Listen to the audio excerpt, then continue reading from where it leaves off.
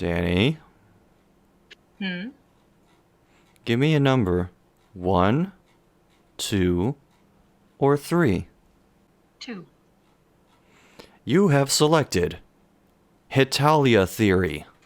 Oh, fuck me. Hetalia theory? Hetalia, known as an Wait. anime which the countries are actual people. Oh, that. It's like It's history, a pile of garbage. but in anime form, and a lot more interesting.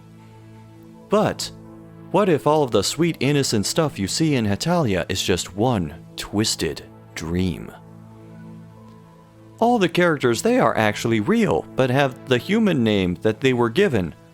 They all live in their own country, Alfred America, Arthur Britain, etc. But somehow they're all connected as one mentally. They can telepathically speak to each other. And all their personalities in the show are the opposite in real life. Feliciano, Italy. You would think of him as a happy, easygoing, and not very bright person. Well, in reality, he's not nice at all. He does not like anybody. And he's actually very smart. Ludwig, Germany. Soldier, not very easygoing, strict. Wrong. He actually hates fighting and has a lot of friends. He's more layback and not very clean or organized either. Kiku, Japan. Not very emotional, hates to be touched, and affectionate, and is very peaceful, calm. But in reality, he's very emotional.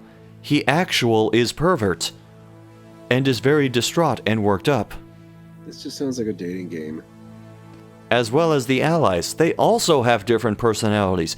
Alfred, it's just going to list every single one of these. Sounds like it. He's very easygoing, happy, funny, heroic, as he would say, and is usually hungry. But actually, he does not have many friends, he has depression and has no self-esteem, and he usually starves himself because of his depression. Arthur, Britain, not easygoing, a gentleman, swears a lot more than often, and is quote-unquote magical, referring to his black magic methods and him having magical creatures as his imaginary friends. Not in reality. He actually has a ton of friends and is not clean or nice at all. He doesn't really swear though, and he does not believe in magic, and he has no imagination. Since he has real friends, he has no need for imaginary ones. Okay, same thing for France, same thing for China. I'm skipping ahead. Same thing for Canada, same thing for Russia. Wait. Last but not least, Ivan, Russia. His is very interesting because he actually exists in both worlds as the same person.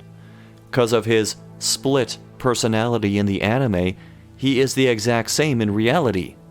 He actually telepathically talked to all the other countries and made it so his dream would seem like reality. They all wanted to see what they would be like if they were the exact opposite. Right now, the story seems to have been pretty okay, right? I disagree. Well, unfortunately, because of their dreaming, they have been stuck in the dream ever since the start. They have been trying to wake up ever since, but forever trapped. And the person who can wake them is Ivan. But he won't.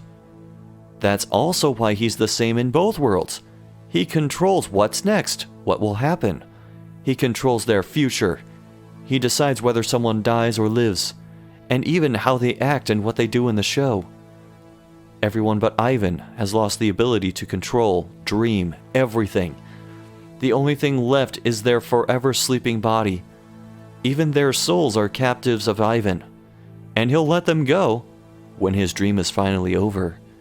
Their nightmare is his dream. The show is also based on history because Ivan knew much of history was bloodshed and horrible events, which made his dream more like-able to him.